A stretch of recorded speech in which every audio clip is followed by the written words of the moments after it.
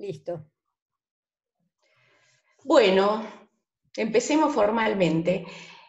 Bueno, buenos días y bienvenidos a todos. Soy Gloria Badi y junto con Laura Borenstein, que quien les está hablando, somos las coordinadoras del área de familias y parejas de la Asociación Argentina de Psicoterapia para Graduados y vamos a coordinar esta actividad ambas. Ella, por sus conocimientos técnicos, va a llevar la delantera. Pero sobre todo queremos contarles que esta actividad se enmarca en el curso que la doctora María Laura Méndez viene dando los cuartos viernes de cada mes en esta institución. Desde 2017 venimos haciendo un recorrido por algunos ejes del pensamiento de Deleuze y Guattari, y este año la linda propuesta es abordar la concepción del inconsciente tanto en estos autores como también en las teorizaciones de la psicoanalista brasilera Sully Rolnick. Nos da mucha alegría encontrarnos para pensar juntos sobre lo que nos pasa en esta situación que hace estallar muchas de las coordenadas que sostenían nuestra existencia. Para surfear con el virus, como dijo Bifo Berardi hace poquito tiempo en una conferencia. Bueno, Laura, te paso la palabra para que inicies vos. Buen día a todos. Vamos a tratar de surfear la ola, ¿no? Si de eso se trata. Aquí estamos para dar comienzo, como dijo Gloria, a este tercer año, y seguimos tratando de aprender y de compartir con María Laura Méndez. De seguir sosteniendo la curiosidad freudiana, tomando otros aportes que sumen y enriquezcan al psicoanálisis. La vida, sus avatares y su constante devenir no saben de encorsetamientos. El presente es una clara muestra de ello, pese a que la cuarentena nos haga sentir encorsetados. Mirado así, la oportunidad de interrogar el presente desde lo que se presente ofrece múltiples posibles para explorar.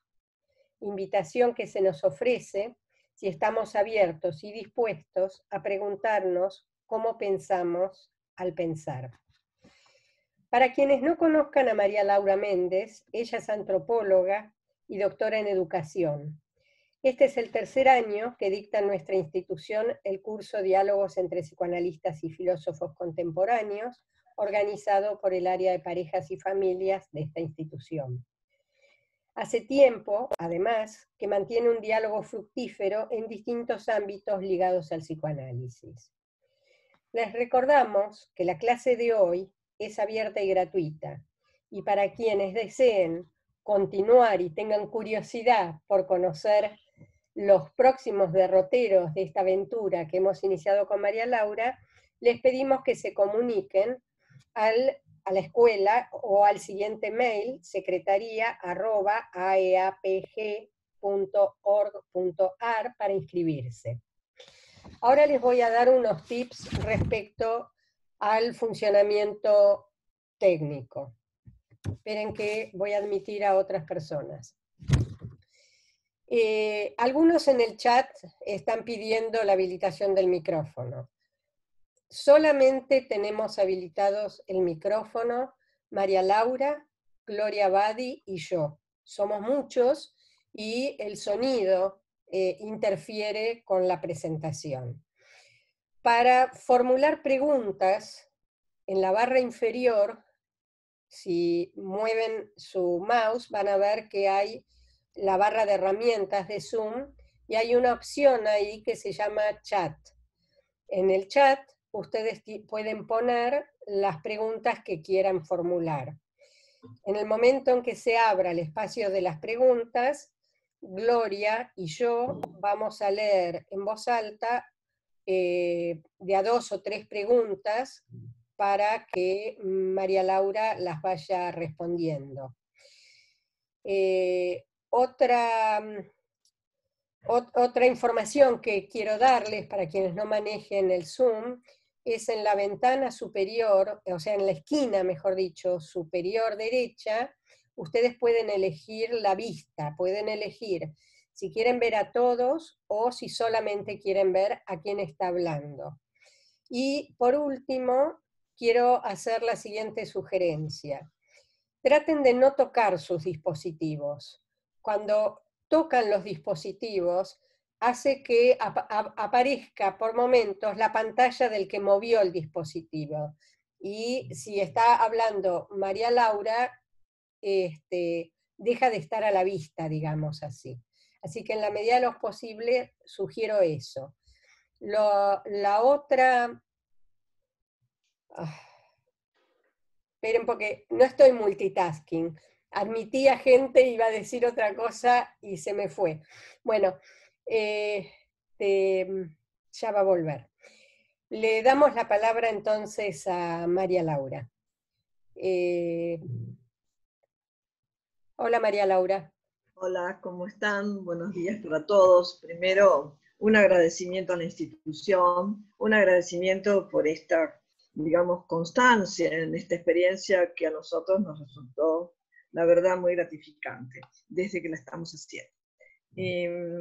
Saludos a todos, algunos seguramente conozco, a otros no, a otros están de lugares lejanos, que como decían las chicas, son las ventajas de, paradójicamente, esta imposibilidad. No podemos estar todos, tal vez, escuchándonos y viéndonos y tocándonos, pero podemos estar de esa manera, por lo menos. Por lo tanto, me parece que esto es importante aprovechar la oportunidad, y de esto un poco vamos a hablar.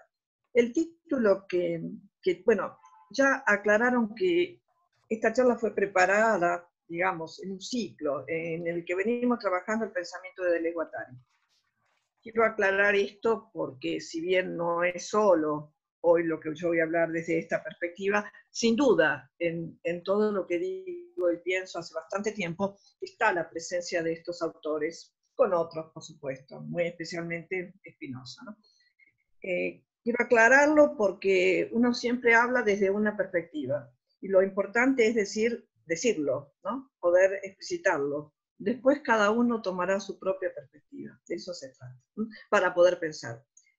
Me parece que el título, Pandemia, Acontecimiento y Devenir, por supuesto, como ustedes imaginarán, de la pandemia no voy a hablar porque de eso se habla todo el tiempo. Y no tengo ninguna autoridad para hablar de lo que es la pandemia, porque bueno, más o menos, de alguna manera, alguna versión de esto tenemos, y seguramente se seguirán dando versiones de lo que significó esta pandemia. Pero sí podemos pensar en relación a esto, qué es lo que nos pasa. Por eso me parece que la idea que se nos ocurrió de estar estableciendo una relación entre pandemia, acontecimiento y devenir, no es nada más que una invitación a pensar. Es eso, una invitación a pensar.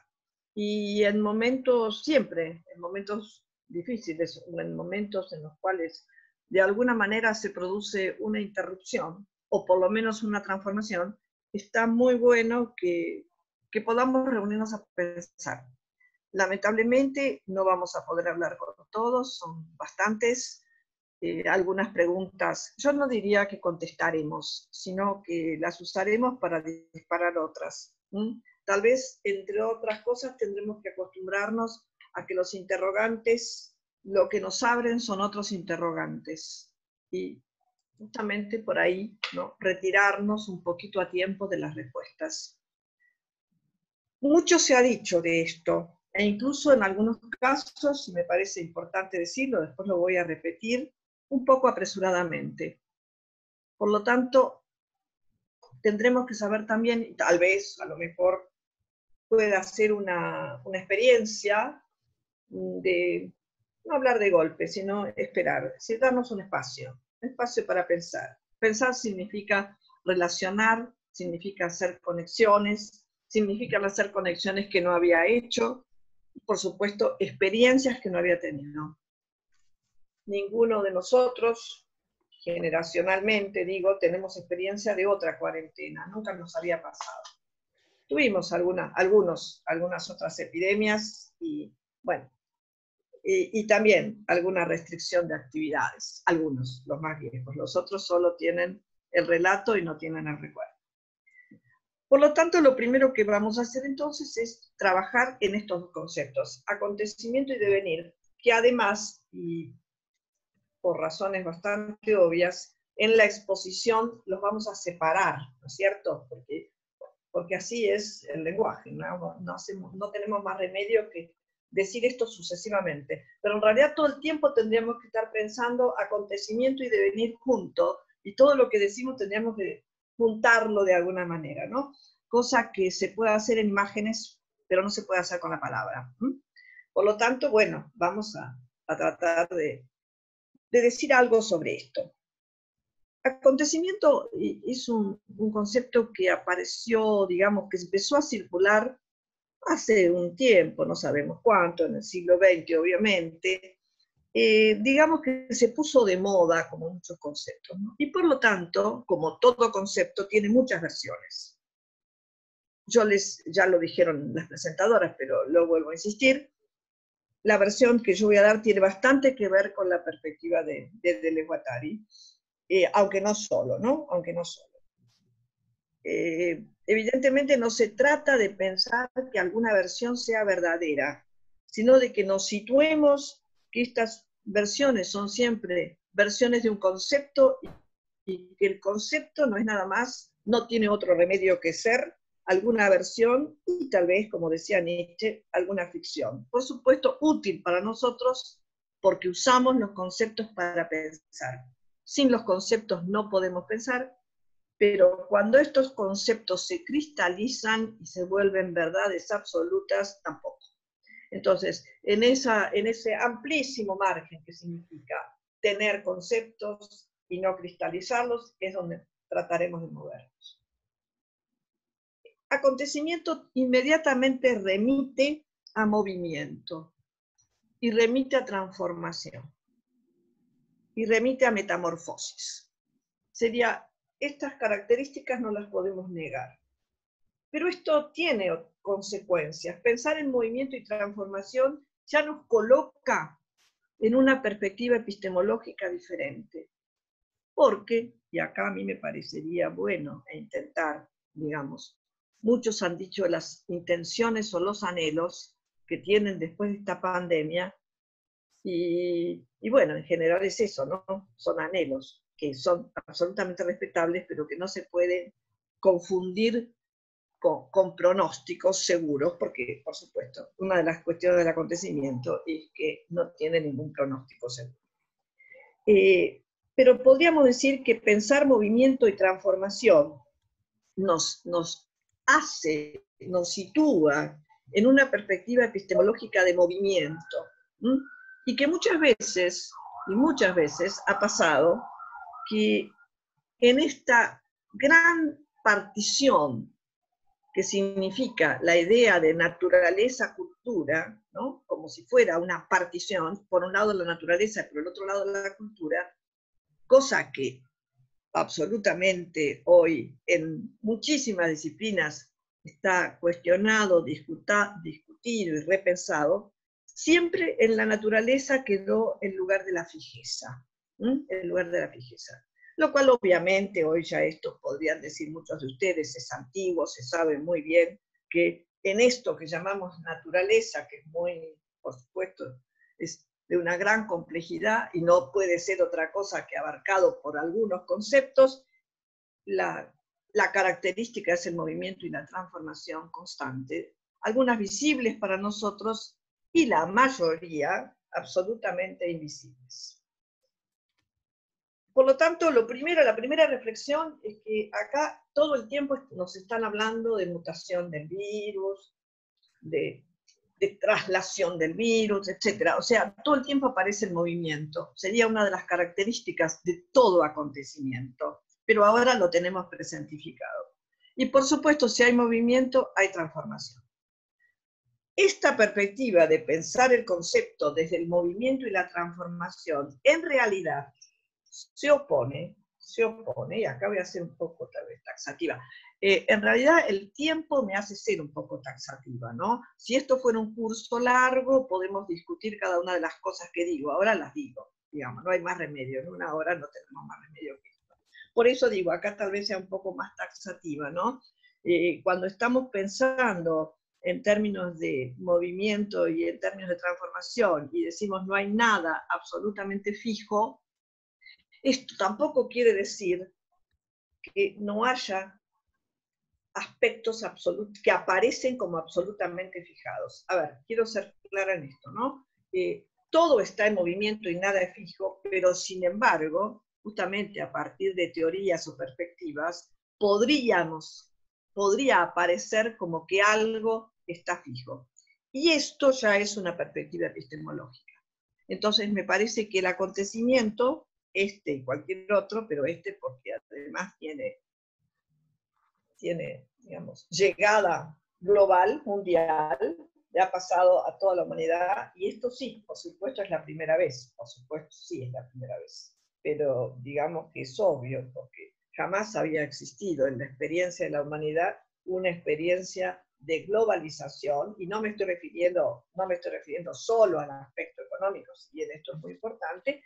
¿Por qué? Bueno, porque nunca había pasado en este nivel de circulación de poblaciones, este nivel de circulación de alimentos, y esto tiene obviamente efectos globales, como habitualmente se dice, ¿no? Muy bien, por lo tanto es una experiencia única, única en el sentido de que hasta ahora no había pasado. Y nos toca, uno podría decir, bueno, en un sentido optimista, un privilegio si lo podemos aprovechar, y por otros dirán, es una desgracia. Bueno, sí, puede ser. El asunto es cómo lo podemos leer, cómo lo podemos experimentar, cómo lo podemos atravesar, cómo lo podemos vivir. Una cosa que podemos decir del acontecimiento es que el acontecimiento no tiene un sentido previo. Por supuesto, después se le pueden otorgar muchos sentidos. Pero en realidad lo interesante es pensar que el acontecimiento es el sentido mismo. El mismo acontecimiento es su sentido. ¿Por qué? Porque justamente nos pone frente a esta perspectiva de movimiento y transformación.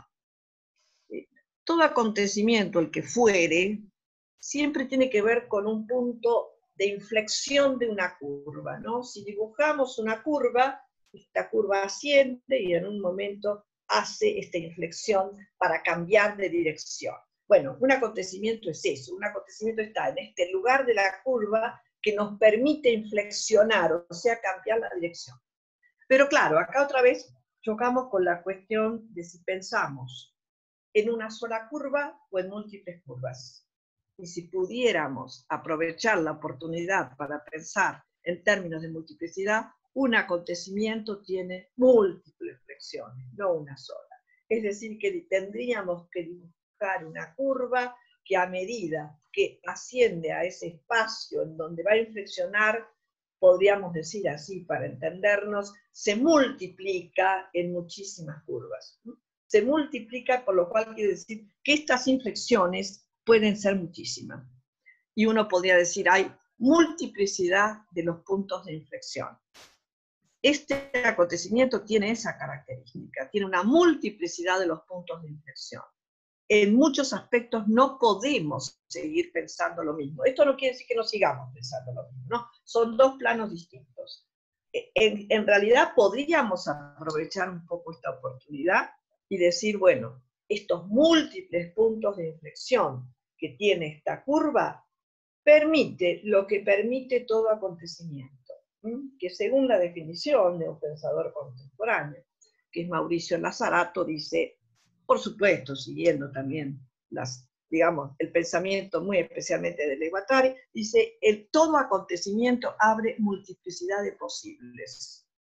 Es decir, que nos abre a otros posibles. No podemos ni predecirlos, ni anticiparlos, porque no lo sabemos. Sí podemos decir, todo acontecimiento, el que fuere, no, abre a múltiples posibles. Por supuesto que en estas multiplicidad de posibles también se pueden abrir algunos posibles peligrosos, no digamos que no. Por lo tanto, otra vez nos invita a algo que hacemos permanentemente, que es decidir entre estos posibles, ¿no? y que, como diría Derrida, decidir quiere decir justamente arriesgarse, en tanto no hay garantías de que ninguno de los posibles realmente nos lleve a buen puerto. Pero bueno, esta es la existencia de este modo de existencia llamado humano en este planeta llamado Tierra y en este cosmos tan especial que nos tocó vivir, ¿no? Por lo tanto, esta multiplicidad de posibles nos abre abanicos siempre, siempre, frente a todo acontecimiento, ¿no? O sea, frente a toda inflexión de la curva se abren posibles. Y de estos posibles habrá que hacer una elección que supone una decisión. Que en lo posible, y esto sí sería bueno que por lo menos aprovechemos esta experiencia, esta decisión no es solo una decisión individual, es una decisión que tenemos que tomar con otros, es decir, que estén o no los otros, estamos y pertenecemos a un colectivo, aunque este colectivo no se nos presentifique, y parece que todo lo hacemos individualmente. Sí, pero siempre atravesados por los paradigmas de pensamiento en los cuales vivimos. O sea, todas estas elecciones y toda esta multiplicidad de posibles necesariamente se dará en una época. O sea que no podemos no pensar que es absolutamente epocal y que si nos hubiera tocado estar en otro momento, tener otra edad, estar en nuestras condiciones, estar en nuestras circunstancias, veríamos otros posibles y tomaríamos otras decisiones. Esto es una especie de, digamos, de posibilidad, ¿no?, que nos da el acontecimiento. Nos da esta posibilidad de volver a pensar los posibles. Y en lo posible, digamos, en lo posible, no revisar también toda posición dogmática, en la cual el acontecimiento siempre va a producir un movimiento en las posiciones dogmáticas, porque quiere decir que es muy posible, no es seguro, que los conceptos que yo tenía absolutamente arraigados y que creía más o menos que eran verdades absolutas, no me sirvan para pensar el acontecimiento. Y tendré que buscar otros conceptos, o sea, no solo otros conceptos, sino otras relaciones, que me parece aún más importante, con los conceptos que obviamente tenemos, ¿no?, y que otros nos prestan, digamos. Y por lo tanto, efectivamente tendremos que establecer, y esta sería la invitación, siempre fue la invitación de este espacio, no es de ahora. Nosotros siempre pensamos este espacio como planteando la posibilidad de otras relaciones, ¿sí?, que de última eso es pensar, es hacer otras conexiones, es hacer otras relaciones. Y esto en un momento en el cual nos toca vivir algo que no habíamos vivido, bueno, ¿nos sirven? La pregunta, no estoy contestando, ¿nos sirven los viejos conceptos o tendré que establecer además otras relaciones, sea del campo que fuere? Otra característica del acontecimiento es que tal vez nos confronte con la misma perspectiva, una de las perspectivas que tenemos del tiempo. Podríamos decir, ¿no?, aprovechando la experiencia, la cuarentena ya nos hace tener otras experiencias del tiempo. En general, todos nosotros y nosotras estamos acostumbrados a circular, a tener un tiempo del adentro y el afuera, etcétera, combinarlo como fuere.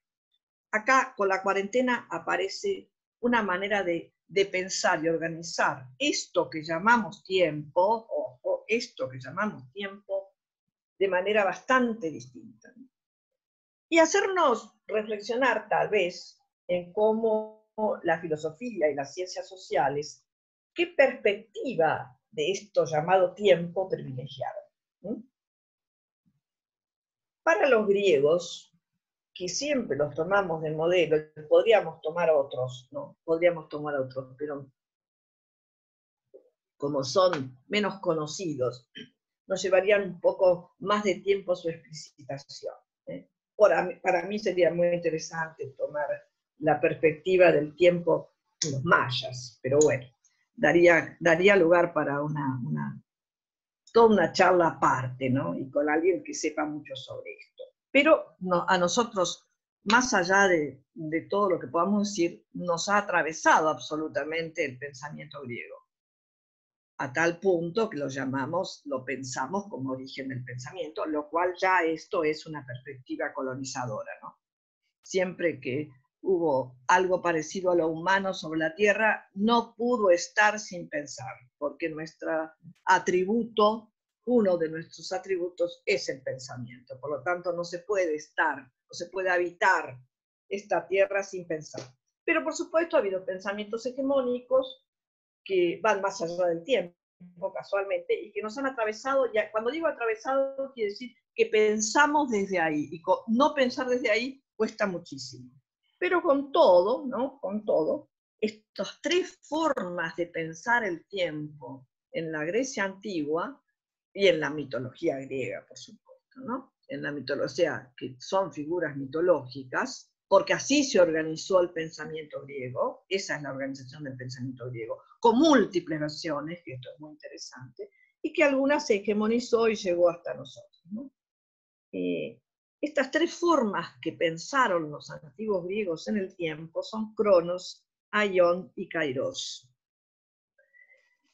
¿Por qué digo esto? Porque un acontecimiento pone en evidencia que evidentemente no es solo este tiempo cronológico, que hay otros tiempos. Entonces vamos a aprovechar estas figuras que trajeron los griegos para poder pensar en relación a un acontecimiento. El tiempo que se hegemonizó y el tiempo que nosotros, en el tiempo que supuestamente vivimos, es el de Cronos, que bueno, por algo decimos cronología, ¿no? Que es un tiempo lineal, y que es un tiempo que está organizado en pasado, ya lo sabemos, presente y futuro. Que en realidad pareciera, lo estoy diciendo esto como si les dijera en borrador, ¿no? Me encantaría estar charlando con ustedes y bueno, esto, ojo, esto lo digo en borrador, que pareciera que es como organiza nuestra conciencia el tiempo, ¿no? En pasado, en presente y en futuro. Pero lo más importante es que así ha sido cómo se pensó el tiempo en aquellas concepciones filosóficas y de las ciencias sociales que se volvieron hegemónicas. Por lo tanto, nuestra manera hegemónica de pensar el tiempo es esta, es el tiempo cronológico. Muy bien. Para hacer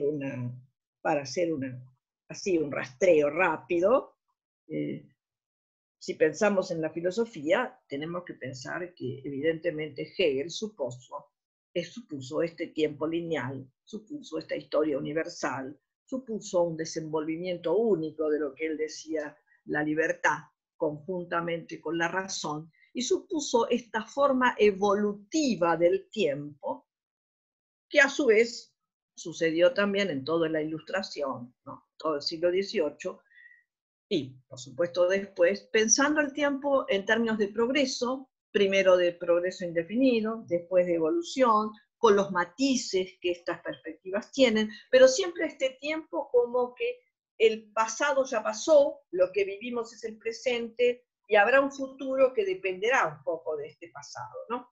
Porque acá también hay un punto interesante. En esta perspectiva de Cronos, hay un lugar de determinación del pasado.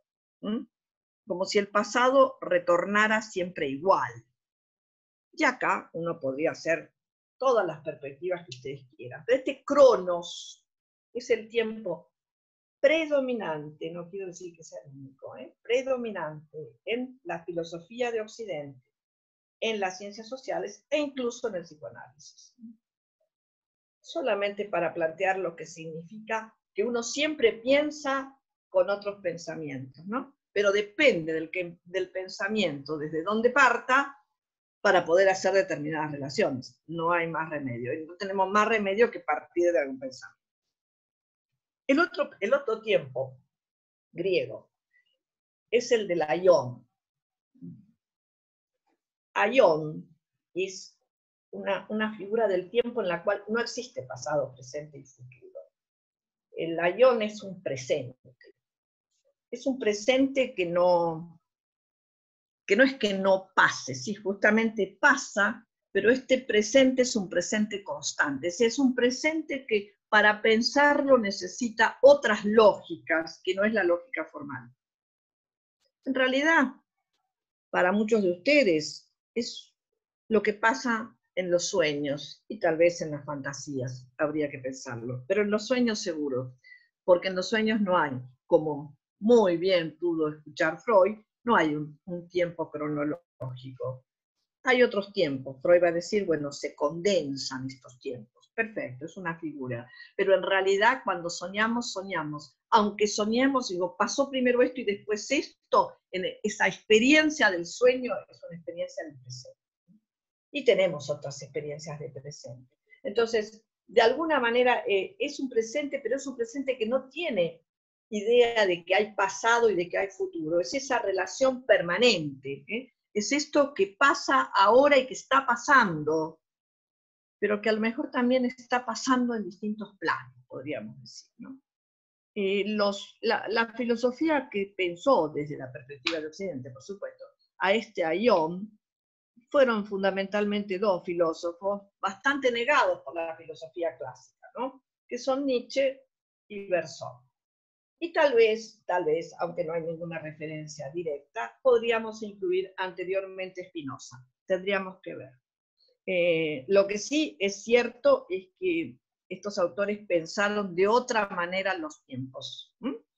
A tal punto, fíjense, que pasa con Nietzsche, que cuando Nietzsche dice eterno retorno, siempre se pensó que este aión, que es un tiempo, supuestamente un tiempo circular, pero en realidad no es un tiempo circular, es un tiempo que está permanentemente, no es un círculo, no es que se repita lo mismo, porque lo mismo no se puede repetir. Por eso Nietzsche genialmente dice, lo que se repite es la diferencia. Lo único que se puede repetir es la diferencia. Y uno podría decir, con aión, lo que aparece claro es que permanentemente hay una diferencia, Y en ese sentido hasta podríamos extender este concepto, es decir, a cada instante hay un acontecimiento porque hay diferencia, exagerando el concepto de acontecimiento para que más o menos lo entiendan. Y hay un tercer tiempo, que es el que nos interesa especialmente para pensar hoy el acontecimiento, que es Kairos. Kairos también es una figura mitológica, ¿no? En donde es un dios pelado, feo, pobre, ¿no? Pelado y alado. Alado porque pasa volando, así, el alado nos da una idea de que, bueno, pasó y voló. Y por otro lado es pelado, para que no se lo pueda tomar de las mechas y retener. Porque Kairos se caracteriza porque no se lo puede retener. Kairos es el tiempo de la oportunidad. Pasó y se acabó. Por eso, para Deleuze Guattari es una figura que tiene que ver con el acontecimiento. Esto acontece, nos está aconteciendo, lo tomamos y aprovechamos o no. Tampoco hay ningún deber de aprovecharlo, estoy diciendo, son condiciones. Si se aprovecha para algo, tal vez mejor, o no, tampoco lo sabemos. Pero el asunto siempre, Kairos, es la oportunidad. ¿Qué pasa? Y pasó. Nunca está retenido. Por eso en el acontecimiento, el aprovechamiento del acontecimiento tendrá que ver evidentemente con esta perspectiva de ver los posibles y tomar alguno de los posibles, o no. Pero si no los tomamos, Kairos se va, se voló, se fumó. Por supuesto, me dirán ustedes si tienen razón, podremos esperar que aparezca de nuevo. Por supuesto que sí.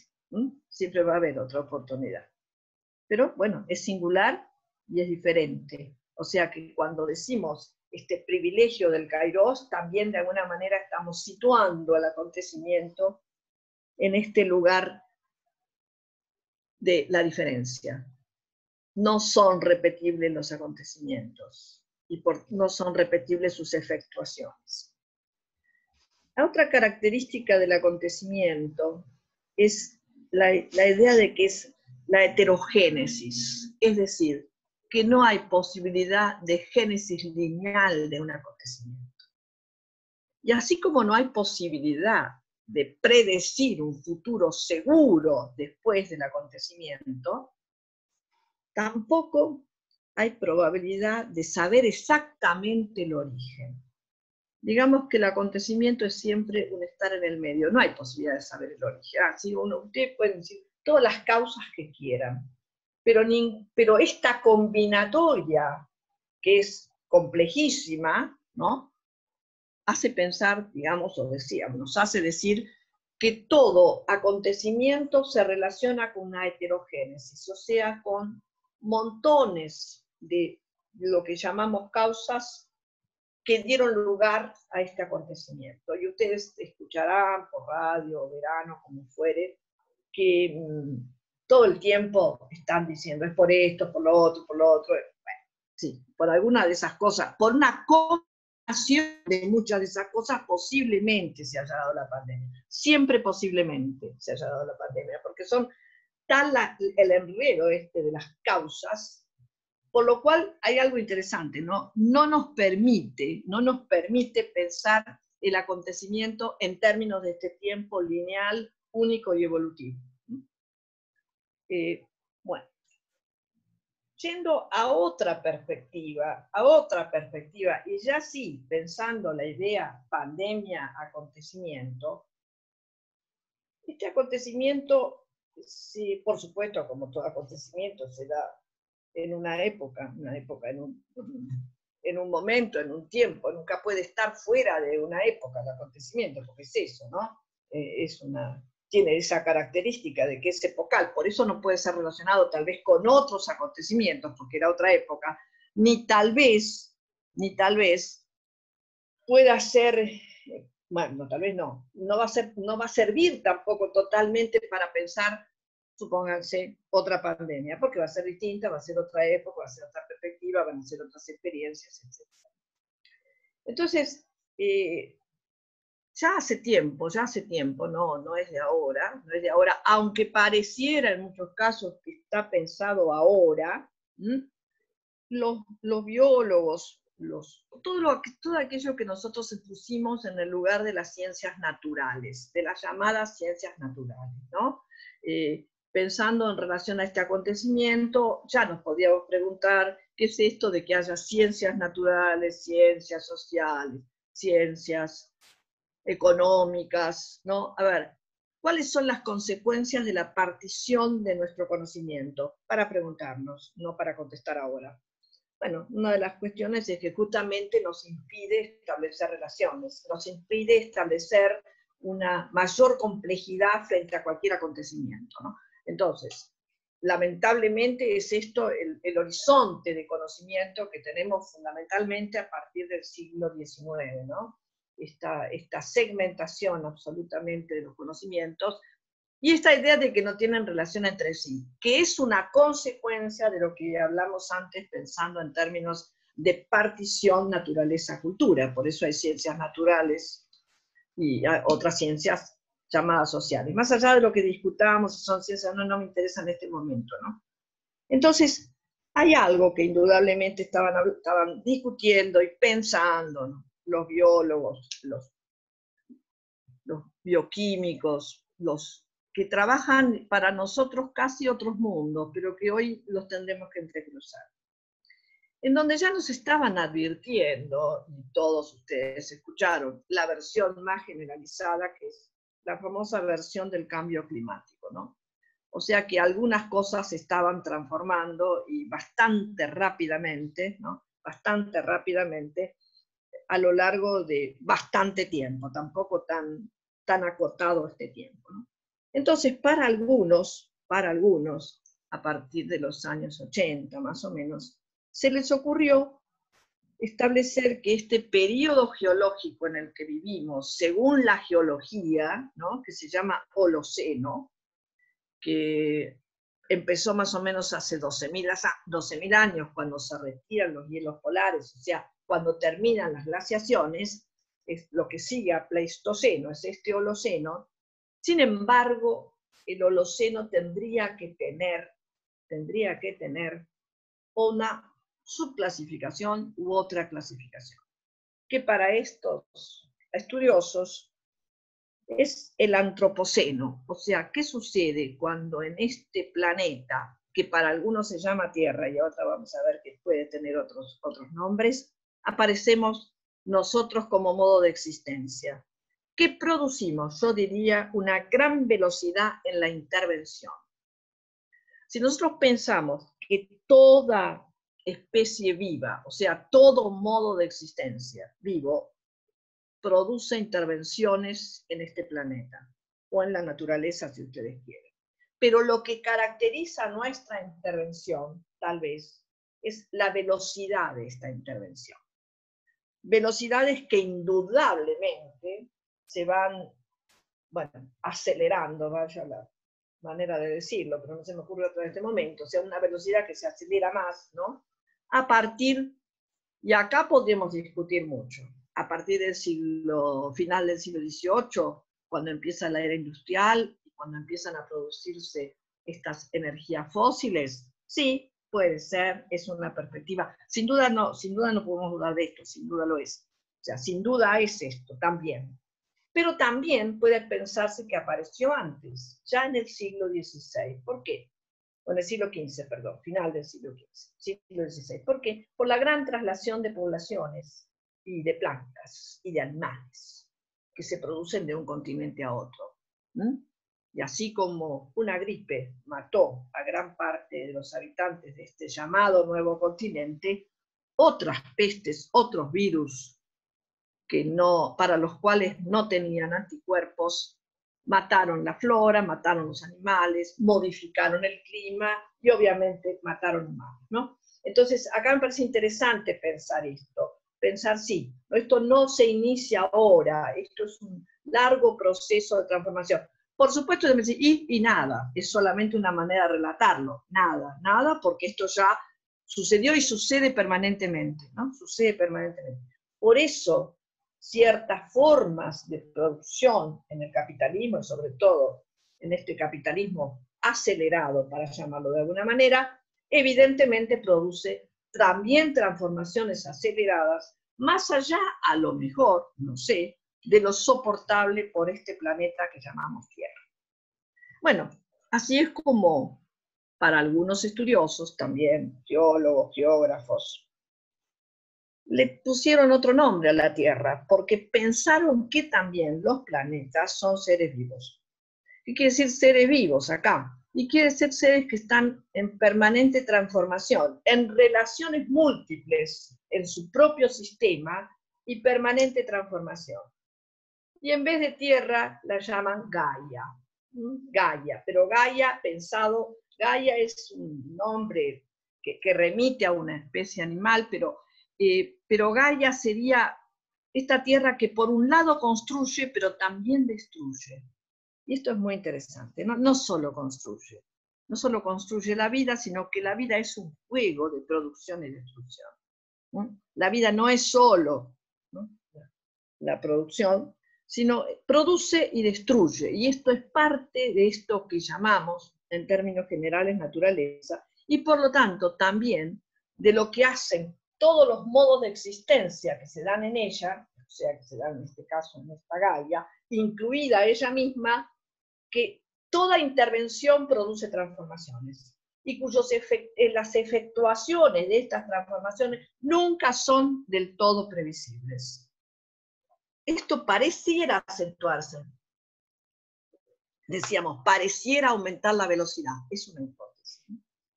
Y otra cosa muy interesante, es cierto, que nos pasa a nosotros como modo de intervención en esta Gaia, ¿no? Nuestro modo de intervención, como todos los modos de intervención de todos los seres vivos, cualquiera sea su tamaño, produce transformaciones. Y nosotros, particularmente, parece que hemos producido varias transformaciones, no solo aquellas que atañen, podríamos decir, directamente al planeta en el sentido corporal del término. Si pensamos al planeta como un cuerpo, o sea, como esto que vemos, como lo visible, producimos transformaciones en ese plano, producimos transformaciones corporales, pero a su vez tenemos la característica de producir transformaciones incorporales, o sea, no las vemos. Sin embargo, esas transformaciones incorporales afectan nuestros cuerpos. Y podríamos decir que, para decirlo muy en general, y podríamos trabajar mucho sobre esto, podríamos estar un año trabajando sobre esto, pero ya sabemos que tenemos apenas por ahí 20 minutos, y no más, por lo cual es muy poco lo que les puedo decir, sino lo interesante de pensar esto, ¿no? Las transformaciones incorporales que producen transformaciones en los cuerpos, porque todas nuestras transformaciones de una u otra manera se dan en nuestros cuerpos. Parafraseando a Spinoza, si se dan en nuestro cuerpo, se dan en nuestra alma. Pero justamente la característica de lo que hacemos con el atributo de nuestra alma, que es el pensamiento o el entendimiento, esto lo hacemos como producción incorporal. Y vuelvo a insistir, producción incorporal que afecta a los cuerpos. Claro, ¿qué son estas producciones? Para decirlo muy en general, son narrativas. O sea, formas de narrar estos acontecimientos, estas transformaciones, que fíjense cómo fuimos viendo, ¿no? Se dan incluso hasta en el planeta, y podríamos decir hasta donde sabemos, en el sistema solar, y hasta algunos se animarían los físicos, ¿no? O los astrofísicos a decir también en algunos otros sistemas. Pero siempre jugando esta idea, ¿no? Jugando esta tensión entre lo infinito y lo finito. Nuestro pensamiento, o sea, este atributo de nuestra alma, dicho en términos spinozianos, es finito. Lo cual no quiere decir que le falte nada. No estoy pensando en falta, estoy pensando en multiplicidad y posibilidad. Pero es finito. Quiere decir que nunca podemos conocer todo, que nunca podemos hacer todas las relaciones, aunque paradójicamente no podamos vivir sin hacer algunas relaciones. Las sepamos o no, siempre vamos a vivir en medio de relaciones. Algunas, nunca todas.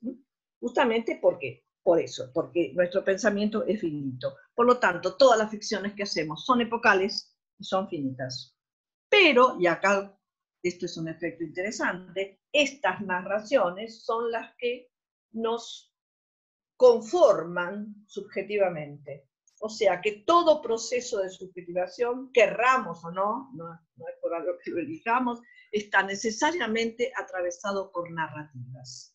Y de acuerdo a cuáles sean las narrativas que elegimos, motivos por el que nunca vamos a saber del todo por qué las hemos elegido, no nos van a conformar subjetivamente. Por supuesto y por suerte, estos procesos son cambiantes. Y por suerte también hoy, y este es un privilegio de nuestra generación, podemos tener acceso a bastantes narrativas. Digo bastantes porque nunca van a ser todas, ni mucho menos, con algunos peligros, ¿no?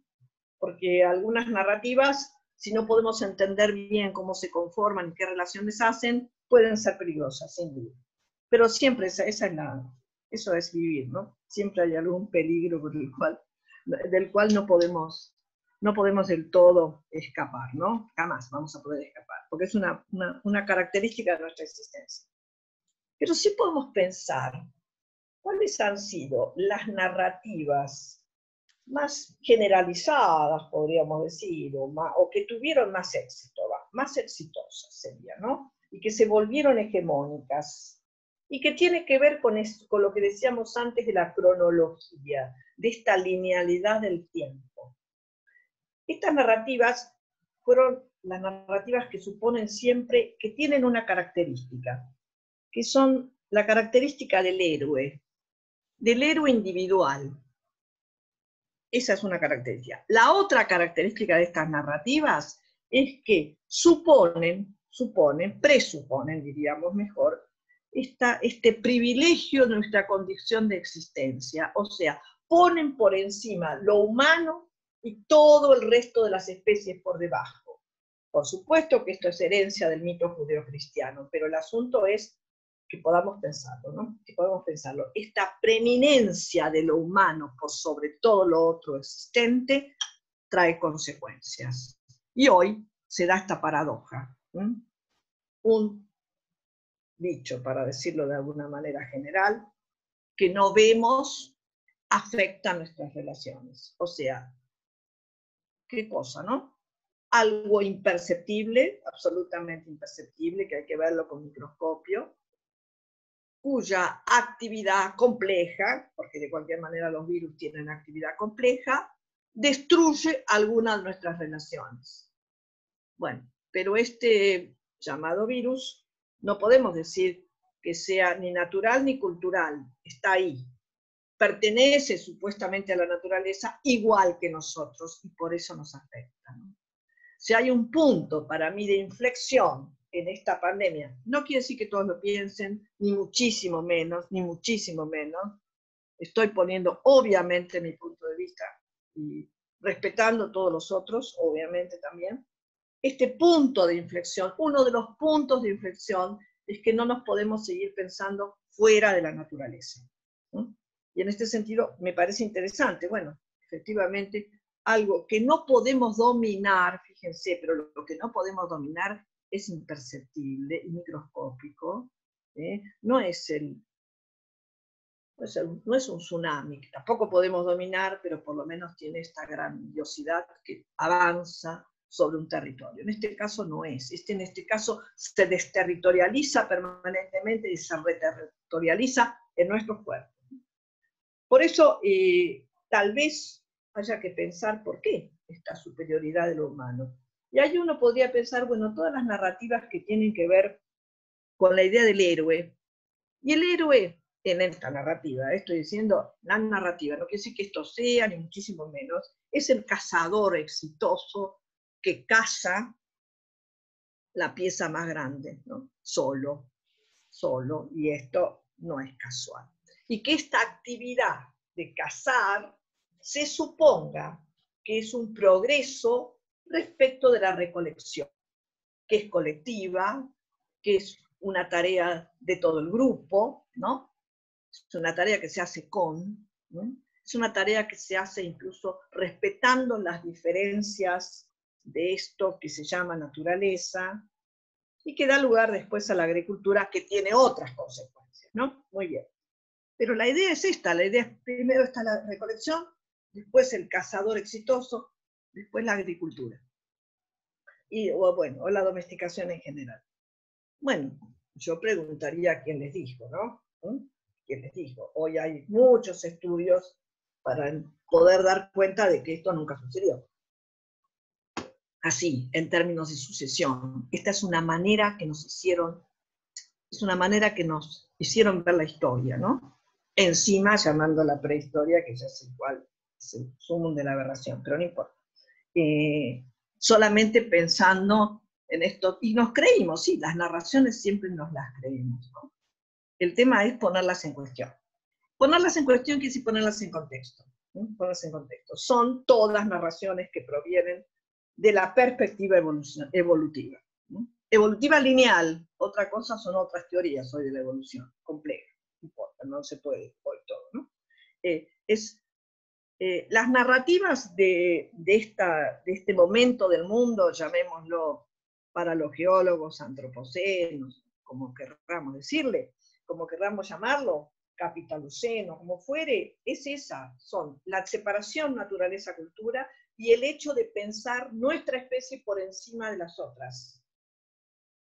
Por lo tanto, las dos perspectivas para ponerse a pensar es qué partición, y la otra es cómo pensamos otra manera de actuar en este planeta, que es actuar con los otros, cómo sacarnos ese héroe individualista de la cabeza, cómo actuar con los otros y para muchos, sobre todo biólogos, cómo trabajar también con otras especies, no solo con otros humanos, sino con humanos y no humanos.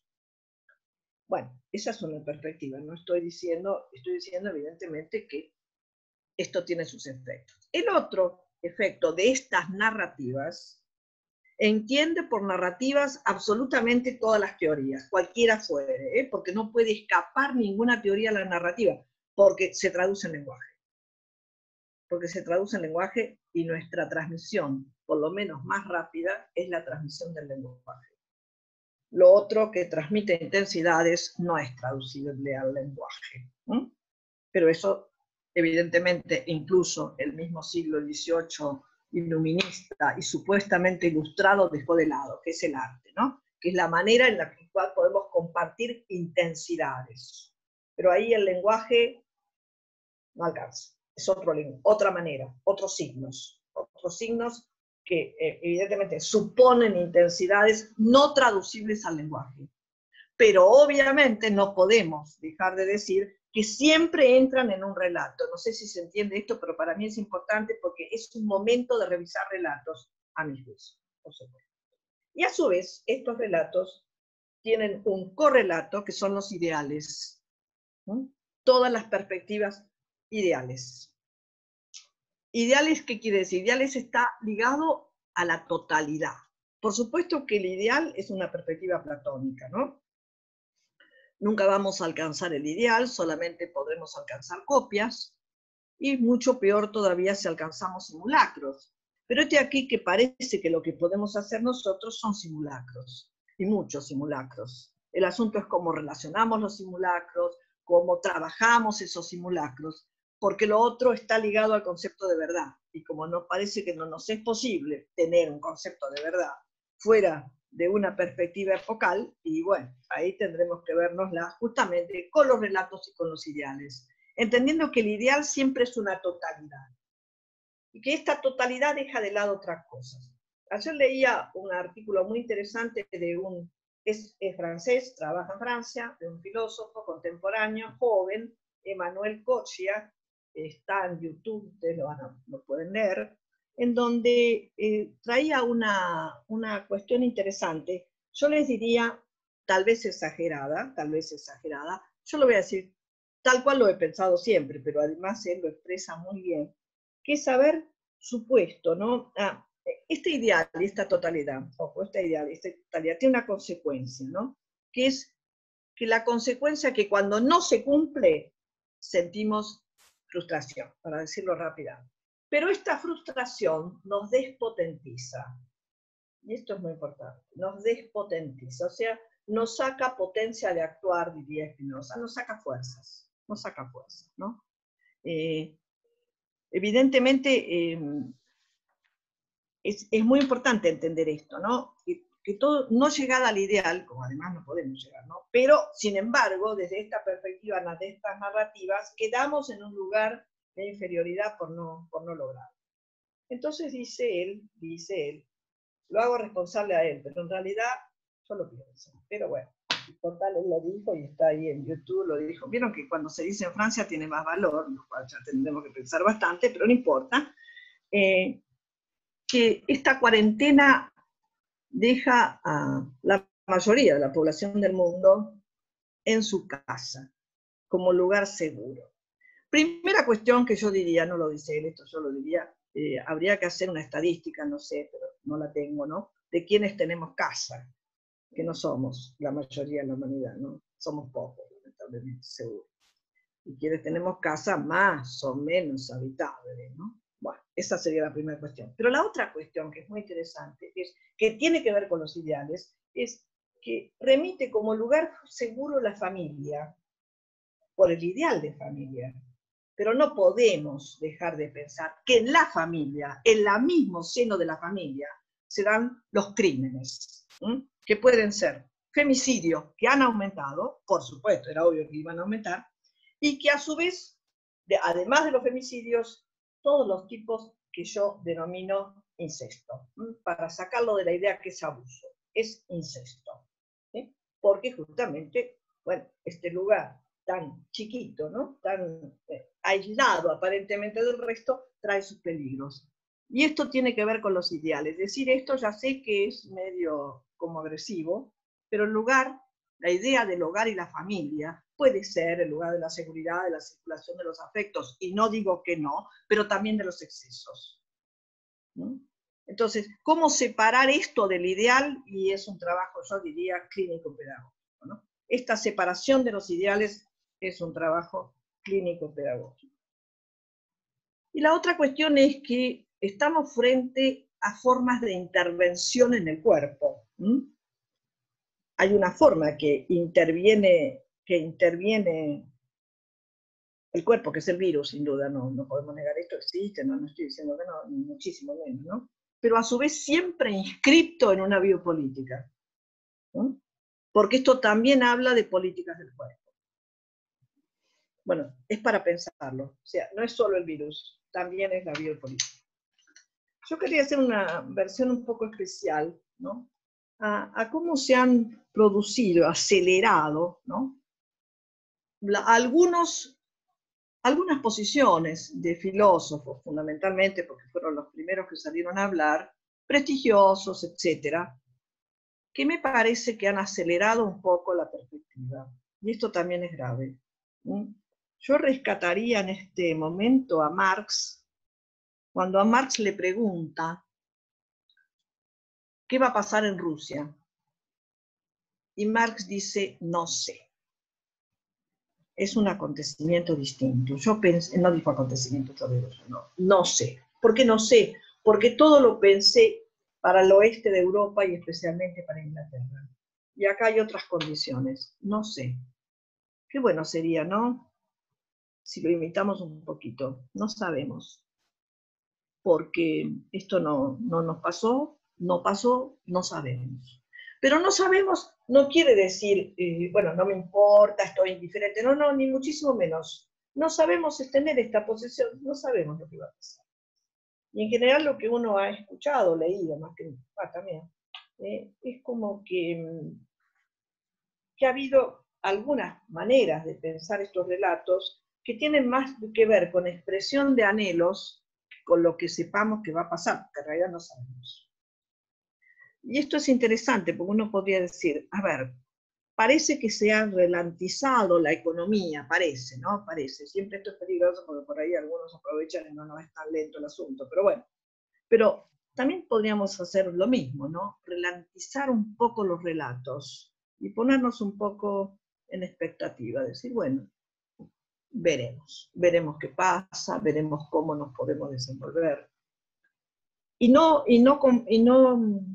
por lo menos para algunos me parece que es una responsabilidad, ¿no? No confundir nuestro anhelo, lo digo al propósito, con términos que usaba Freud en un momento, nuestro anhelo con lo que va a pasar, porque sí, el anhelo lo podemos expresar, por supuesto, pero diciendo, esto es lo que a mí me gustaría, ¿no? Lo que yo querría, pero de ahí a que pase, no lo sé, tal como lo dijo Marx, no lo sé. Bueno, por supuesto que todo este tiempo que hablamos de acontecimiento, hablamos de devenir. Y hablamos de devenir porque la idea de devenir es la misma idea del acontecimiento, o sea, van juntos acontecimiento y devenir. Lo que da cuenta un acontecimiento es que todo deviene. Y que todo deviene no en la dirección, ni hacia el progreso, ni tampoco hacia el no progreso, sino que este devenir no tiene una dirección prefijada. Y tiene otra característica, ¿no? Este devenir no tiene comienzo ni tiene fin porque no es teleológico, no tiene una meta a donde llegar. El devenir no tiene meta. La historiografía, fundamentalmente, pensada como ciencia desde el siglo XIX, supuestamente tiene meta, porque en este horizonte de pensamiento se produce. Pero el devenir no tiene ninguna meta, así como no tiene, el origen es, como decíamos antes, igual que el acontecimiento, infinitas posibilidades de relaciones causales, infinitas posibilidades de relaciones causales. Y por otro lado, infinitas posibilidades de transformación a la vez. Y el devenir es eso. Pero hay como dos maneras de pensar el devenir, ¿no? Una manera es pensar, como en realidad sucede, que todo está deviniendo. Por lo tanto, dice Deleuze, por ejemplo, no se podría decir que en un momento dado las hojas de un árbol están verdes.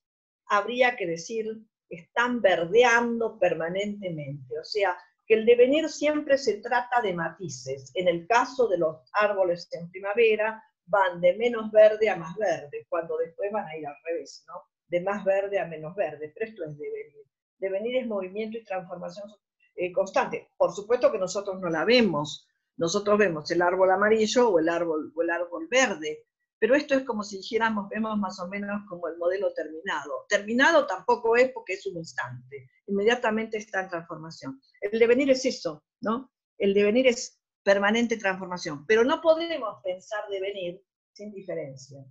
De lo que da cuenta el devenir es de la diferencia. Y la diferencia, ¿cómo se produce? Se produce constantemente. Y acá chocamos con otro problema, ¿no? Es que esta diferencia es incapturable por el lenguaje.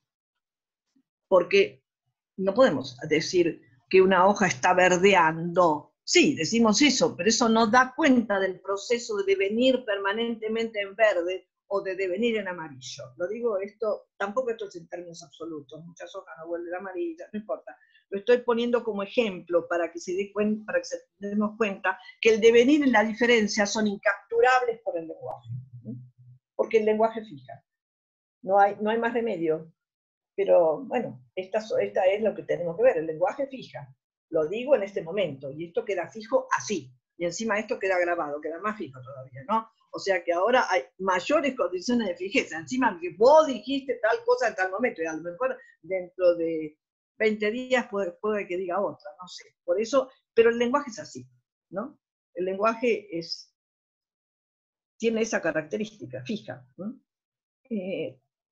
Lo que pasa que en este devenir y en la diferencia, lo que permanentemente se conjuga son intensidades. Ritmos diferentes, velocidades y lentitudes, en una combinación permanente. Eso es la diferencia y esto es el devenir. Una gran complejidad y de conjugaciones de intensidades y ritmos y velocidades. Ahora, el otro problema es cómo vivimos nosotros ese devenir. Y acá estamos otra vez en lo mismo. Nuestra condición de existencia finita hace que vivamos el tiempo, supuestamente pensando que hay pasado, presente y futuro, y también necesitamos en este devenir algunos cortes.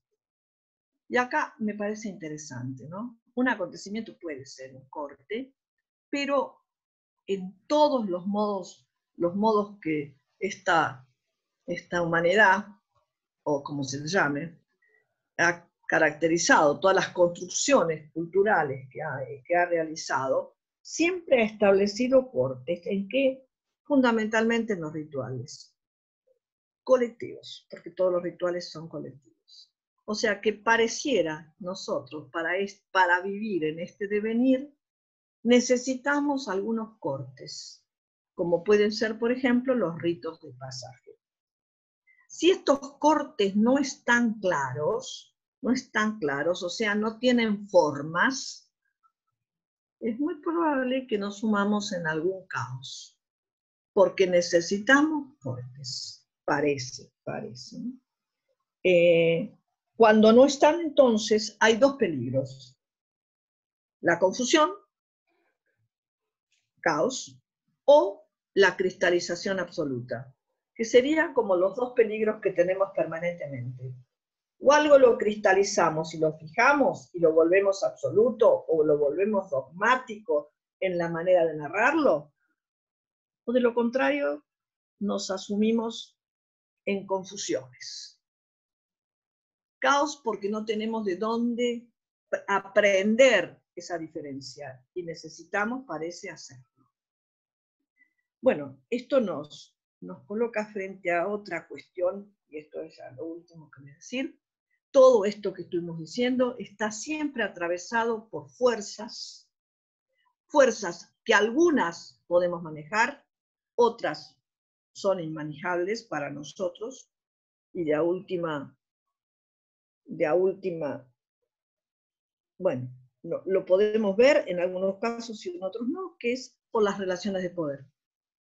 Esta imposición de narrativas, esta imposición de un determinado modo de ver el tiempo, esta imposición de pensarnos como absolutos reyes de una supuesta creación. Todo esto son efectos de relaciones de poder.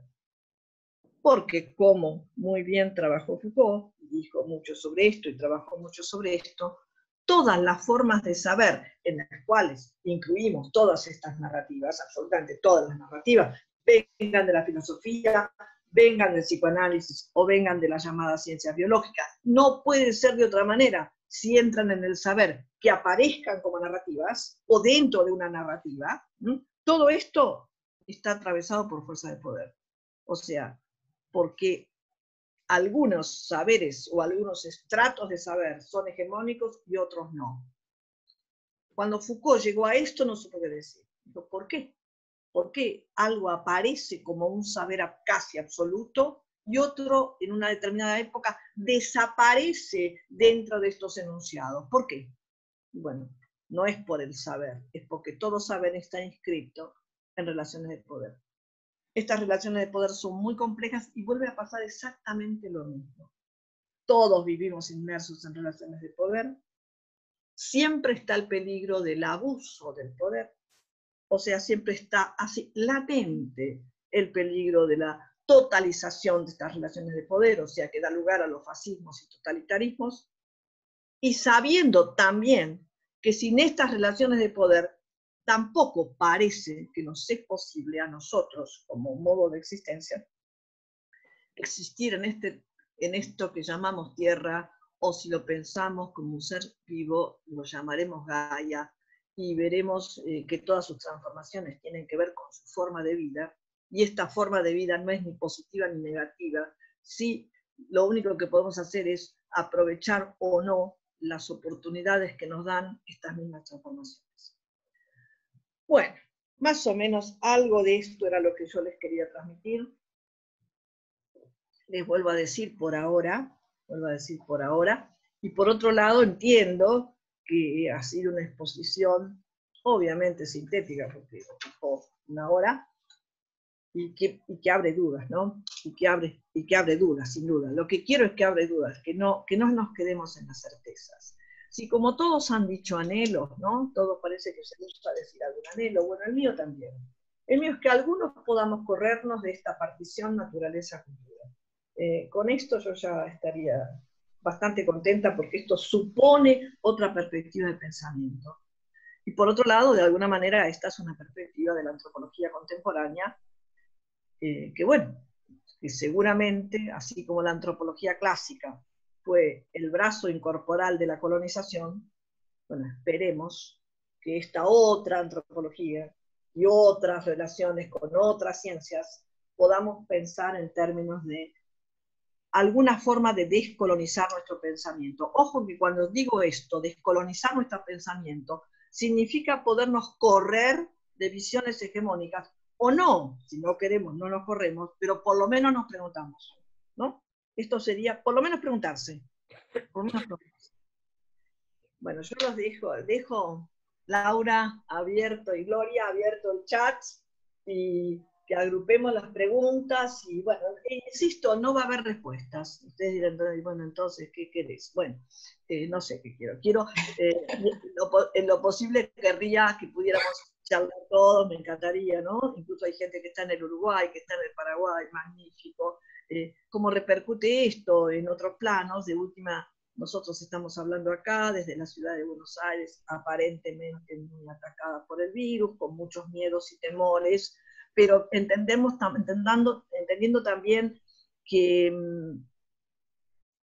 este lugar de miedo nos impotentiza, ¿no? O sea que también habrá que salir del miedo. Ustedes miran, bueno, pero hay que tenerle miedo. Y sí, pero no impotentizándonos, sino tratando de ver qué posibilidades nos dan. ¿Qué posibilidades nos dan? Por ejemplo, esto es una posibilidad, ¿no? Impensada. Cuando el año pasado dimos, me acuerdo, para los que estaban, la última clase de este ciclo, entre todos construimos lo que queríamos hacer en este. Qué lejos estábamos de imaginar, ¿no? De imaginar que iba a pasar esto. Pero esto pasó, esto está pasando. Interesantísimo que con esto podamos hacer algo. Eso sería un poco la síntesis de esta pequeña conversación. Muchísimas gracias por la atención, ¿no? Yo veo algunas caras y son, sí, de una atención que digo, qué fantástico que podamos hacer esto, ¿no? Así que muchas gracias por las miradas, que es lo que podemos intercambiar, gestos, por suerte. Chicas. Bueno, Bueno, primero un desafío buenísimo mantener el interrogante y no en búsqueda de respuestas, ¿no? Así que en ese sentido me parece que la propuesta a mí me gusta, por lo menos espero que la compartamos. Laura, vos le querías preguntar a María Laura el tema del video que ella había pensado en Es verdad. pasar, ¿no? A ver, Porque sí, vos habías pensado en terminar la sí, exposición me había olvidado, pero en realidad sí, había pensado terminar esta exposición en un video que, como siempre las cosas son azarosas, apareció ayer en mi celular, ¿no? Y es un video muy lindo, porque si yo les decía, hay algo que se puede pensar, es que pensemos con, que hagamos con, y que a ver si podemos corrernos de ese lugar no vamos a poder, estoy diciendo un anhelo, del lugar del héroe, ¿no? O de la heroína, lo que fuere, individualista. Entonces, este video es una manera de mostrarlo, ¿no? Entendiendo que de cualquier manera esto es un hacer con, y todos los que están ahí somos, obviamente, todos son músicos en este caso. También el hacer con es con las otras especies, y esto no lo podemos olvidar, ¿no? De no sentirnos superior a los otros. Pero si podemos pasar el video, aunque no sea de una excelente calidad, creo que se puede dar cuenta de lo que queremos decir. ¿Te parece, Laura? Vamos, Sí, dale. Entonces, Sí, pasarlo. vamos a probar a ver si sí sale. sale. Bueno, sí sale. Denme un minutito, por favor. Dura 5 minutos.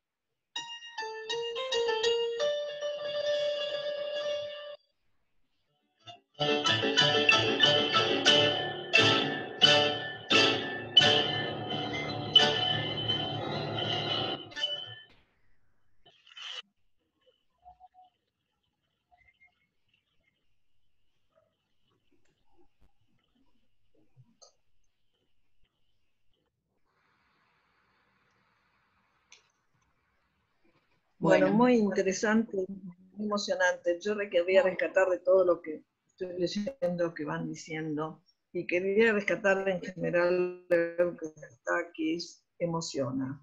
Y es muy importante que emocione. Es como si dijéramos, no solo vivimos de conceptos. Y cuando decimos que lo incorporal toca los cuerpos, esto tiene que ver con la emoción. Tiene que ver con la emoción, tiene que ver con la sensibilidad. Y sin esto no salimos adelante con virus o sin virus, ¿no? Entonces me parece que lo que han dicho en general es esto, les agradezco esta idea, ¿no? Esta idea de que efectivamente el video emociona. Y esto es la producción con. Por ahí también decían muy bien, se trata de estar con otros sin perder la singularidad. Y esto es lo que rescata el video, por eso me gustó tanto, ¿no? Que es evidencia y variaciones. María Laura, Se está cortando, sí. Van cambiando de lugar, van cambiando de expresión los cuerpos. Estamos teniendo un problema con tu señal, se está cortando un poquito.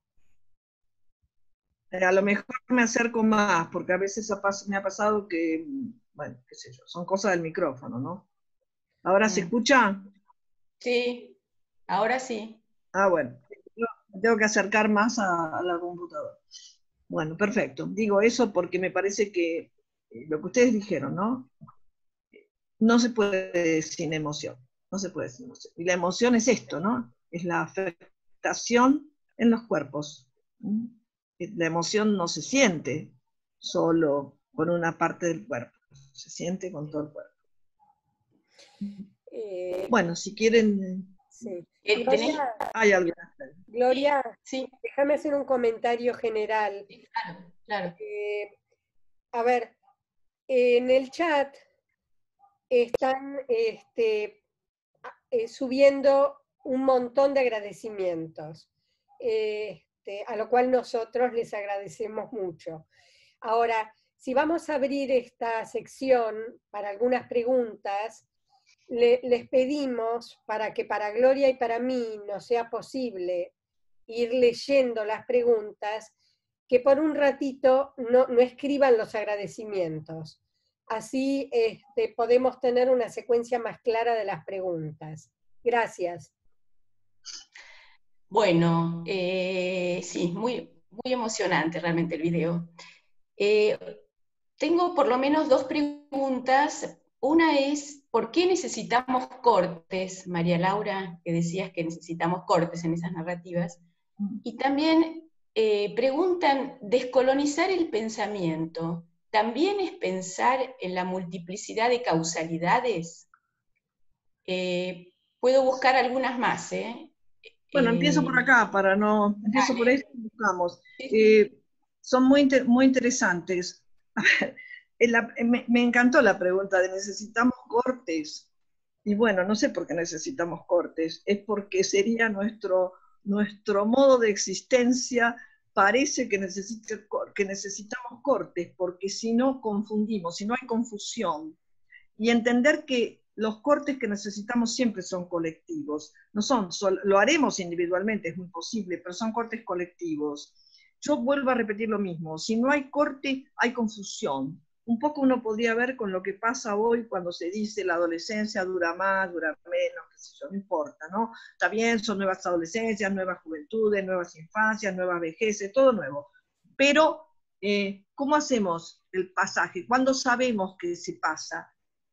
Cuando los viejos, acá somos pocos, son todos jóvenes, pero bueno, algunos se acordará que teníamos algún corte, ¿no? Las medias largas, el lápiz de labio, los tacos. Ah, dice, pero esto no podría decir, no, sí tiene importancia, porque una vez que usábamos eso, nos sentíamos distintas, teníamos otra presencia frente a los otros. El corte tiene que ver con eso, con que se legitima una presencia diferente.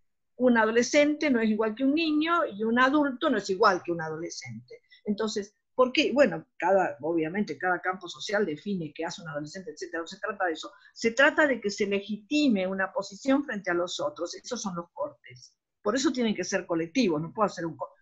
Más allá de los cortes que puedo hacer yo individualmente, pero no es ese al corte que me refiero. Me refiero a aquel corte que legitime otra posición. Por ejemplo, graduarse es un corte. Y otros me legitiman a que tenga determinado título y a determinada actividad, ¿no? Está legitimado, bueno, eso es un corte. Entonces, sin corte hay caos. Y si esto es demasiado duro, hay cristalización, pero no hay más remedio que esto, siempre estamos ahí, siempre estamos en esta cuestión de caer en una cosa o en otra. Si pensamos en extremos absolutos, si pensamos en combinaciones de diferencias, no, nos salvamos de los extremos. Muy bien. La otra era descolonizar el pensamiento. Sí, también sí, pensar en...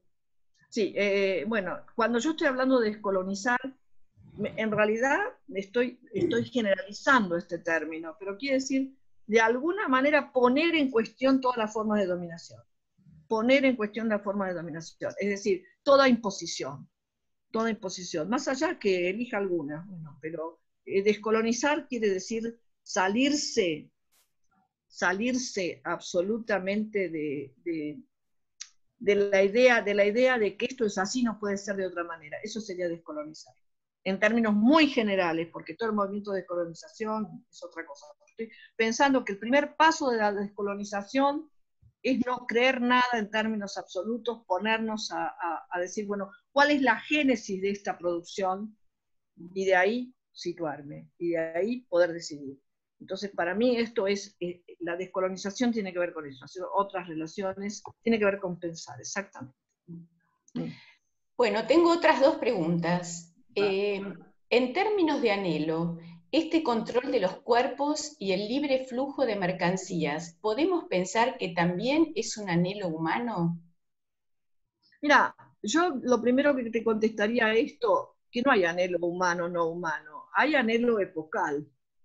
No hay anhelos universales. Otra de las maneras de descolonizar el pensamiento es no pensar en términos de ningún universal. De alguna manera yo no lo dije, pero cuando hablo de narrativas múltiples, estoy hablando de que si una narrativa se supone universal, esto ya es una perspectiva y un punto de vista, ¿no? Claro. Si se supone que a todo le va a pasar exactamente lo mismo, bueno, es una universalización. Entonces, si hay una buena definición de qué es la condición humana, es la de Hannah Arendt, ¿no? Hannah Arendt dice, la condición humana es estar condicionado. Siempre vamos a estar condicionados. Nunca vamos a dejar de estar condicionados, y en ese sentido, el hecho de pensar la libertad en términos absolutos es otro ideal imposible como todos los ideales. Entonces, sí, en ese sentido me parece que sí, que es justamente, bueno, sí, en este momento es eso, pero no es que sea una condición humana. Otra pregunta es, quisiera profundizar el concepto de eterno retorno. ¿Qué implica que lo que se repite es la diferencia?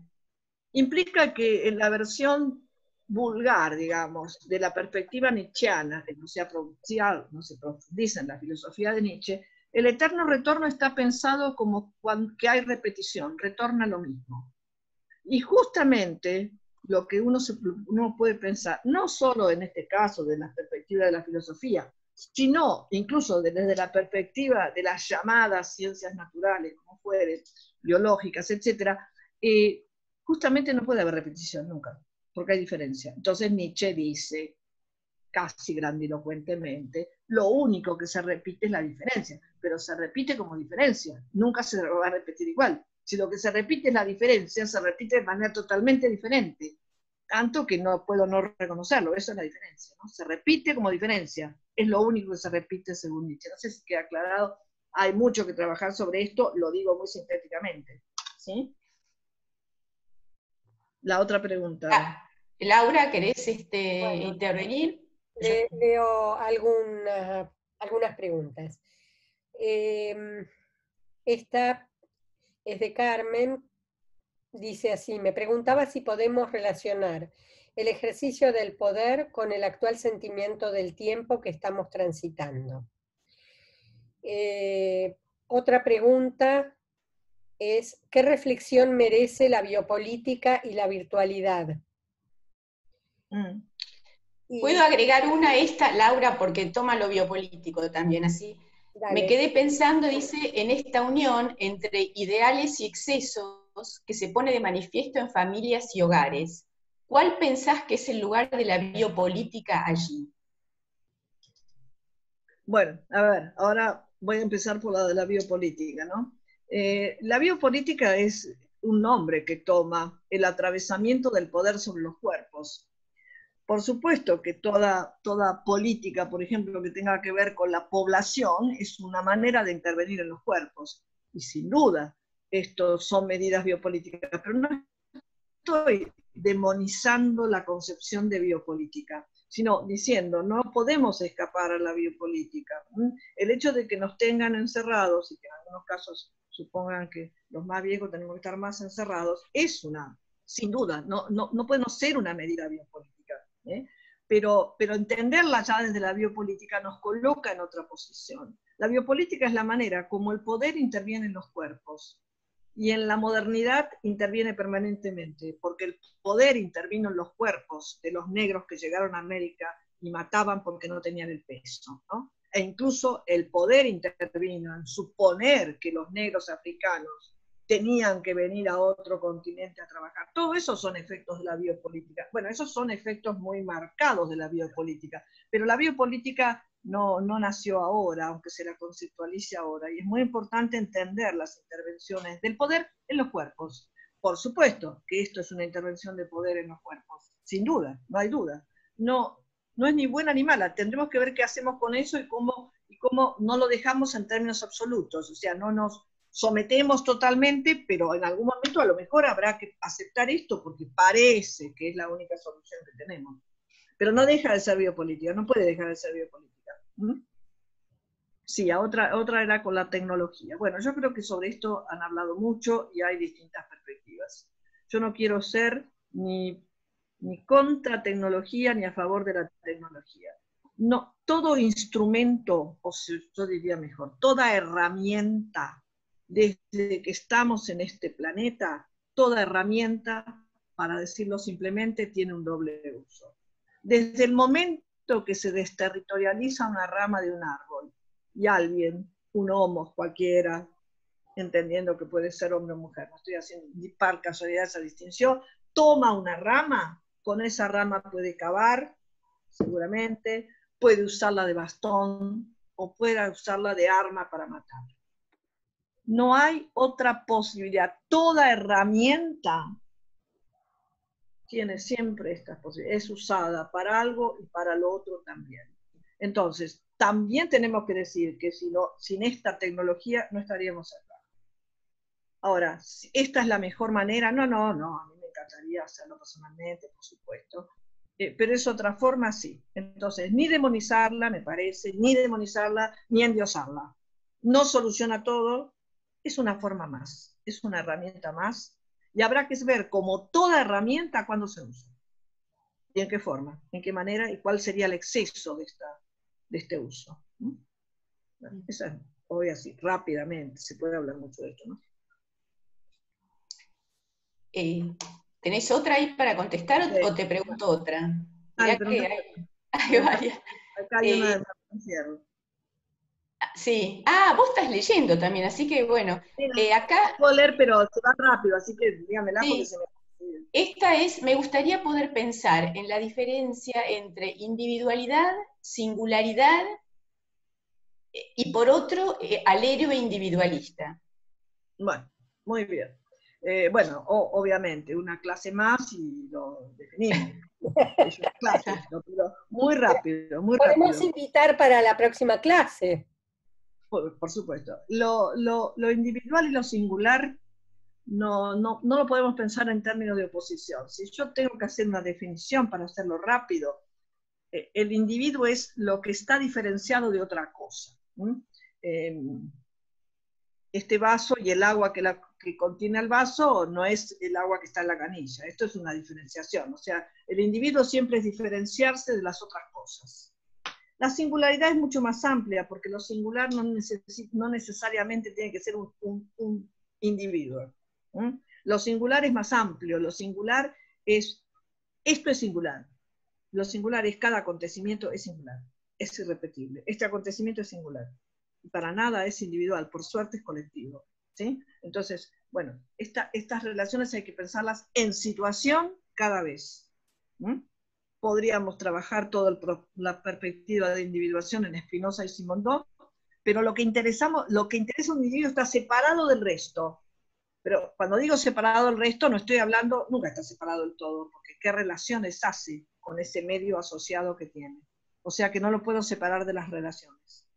El individualismo es bien una perspectiva fundamentalmente del capitalismo, en donde el que aparece como protagonista es un individuo solo, aislado, es una ilusión, es una ilusión. Y hoy, más que nada, nos pone acá en evidencia que es una ilusión.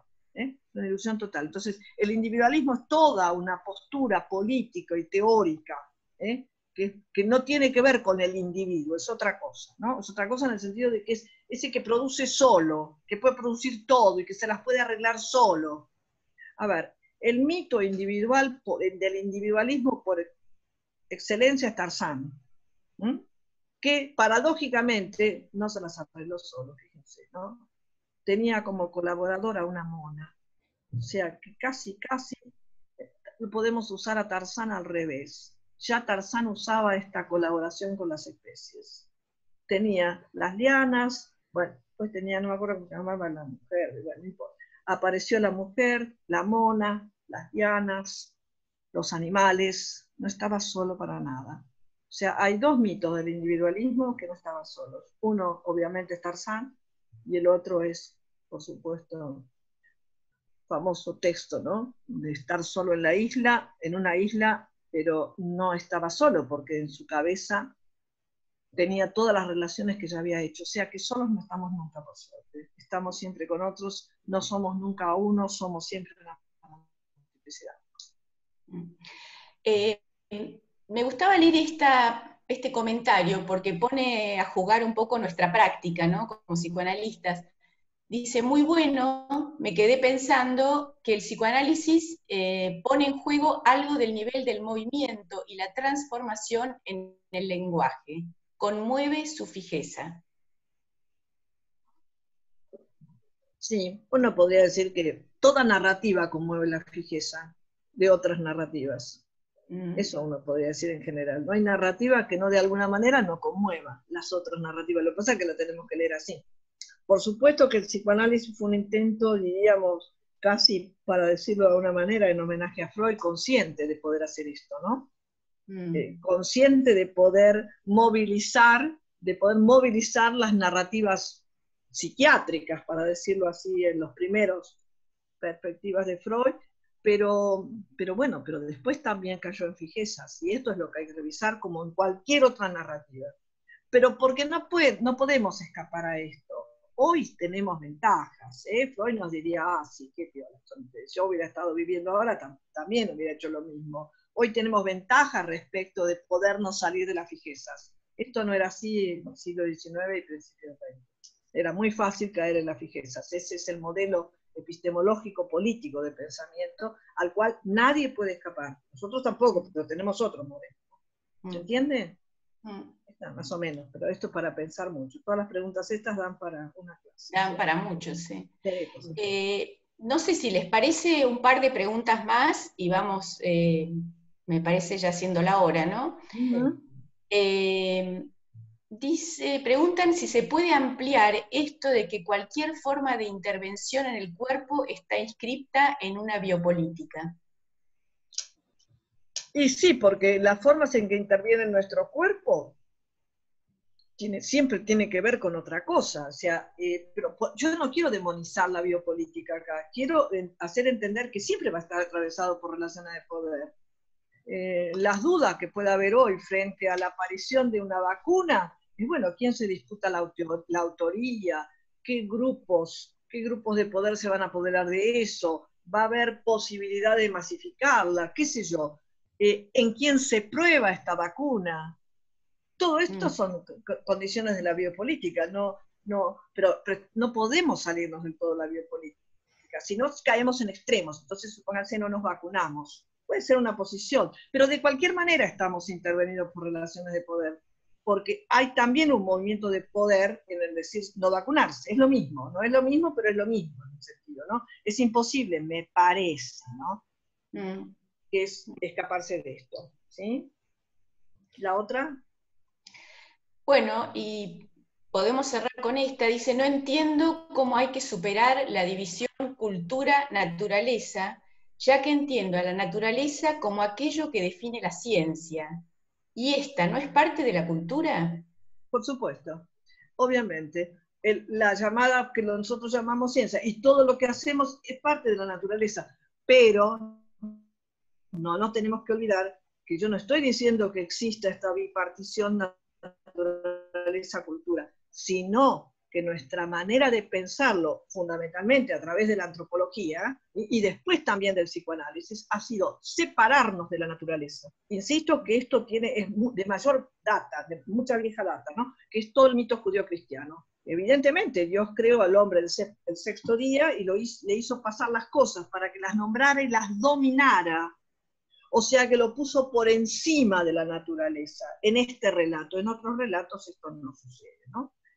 Claramente somos parte de esto que llamamos naturaleza. Esto que llamamos naturaleza que somos nosotros también. Obviamente, no podemos escaparnos de esto, pero en las perspectivas teóricas existe esta división y tiene sus efectos, porque estas narrativas marcan los cuerpos.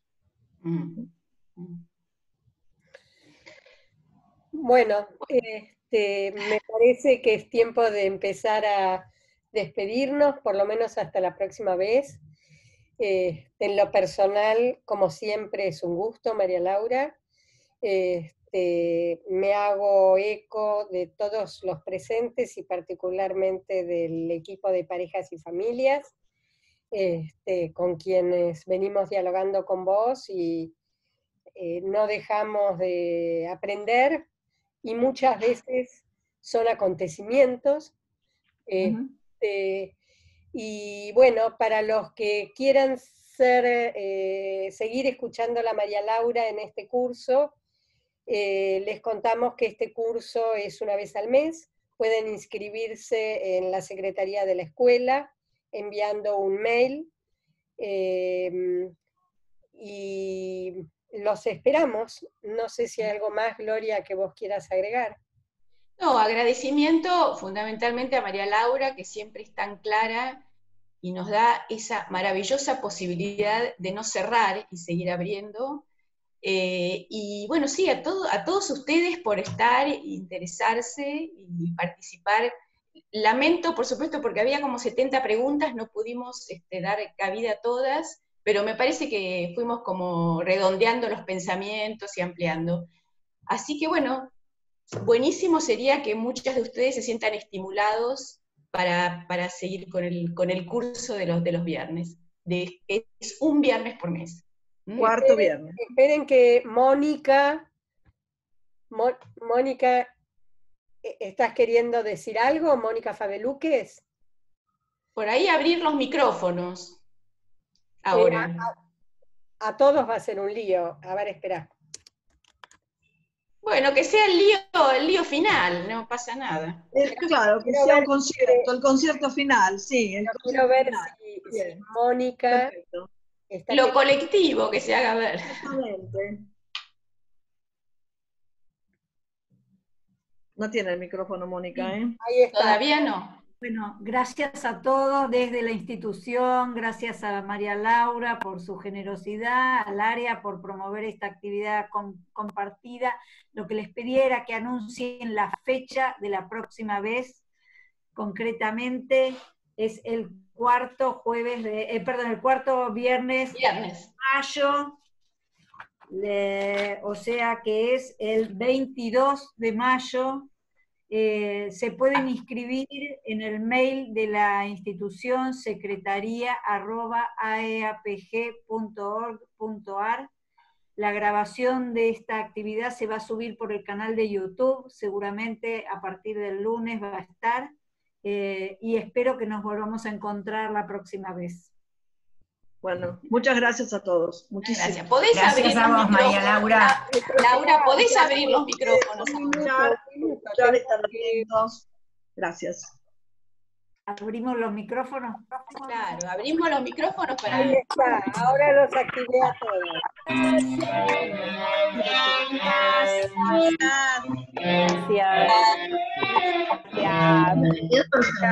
Gracias, impecable. Gracias. Bienvenidos a todos. Impecable todo.